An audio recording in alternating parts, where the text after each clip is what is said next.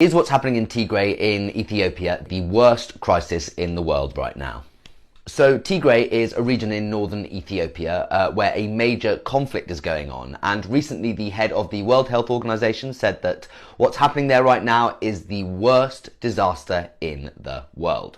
I can tell you that the humanitarian crisis in Tigray is more than Ukraine. For context, there are millions of people in Tigray who are caught up in the middle of a war fought on the one hand by Ethiopian government forces who are being assisted by Eritrean fighters and also other militia, and on the other hand, people who are loyal to the Tigray People's Liberation Front.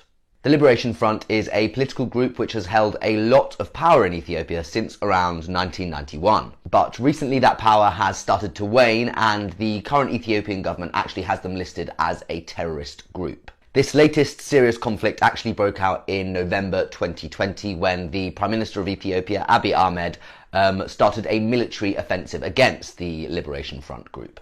Since then, fighting has killed tens of thousands of people, displaced millions of other people, and there are widespread accusations of human rights abuses and even ethnic cleansing. On top of that, since last year, all communications and banking services have been cut off to Tigray, which means around 6 million people have been denied access to their money. And yet, despite how serious the scale of the crisis is in Tigray, there are some people who think that it's not at all widely enough spoken about. And the WHO chief, who you heard from earlier, thinks that racism might be a factor behind that. And I said it many months ago, maybe the reason is the color of the skin of the people in Tigray.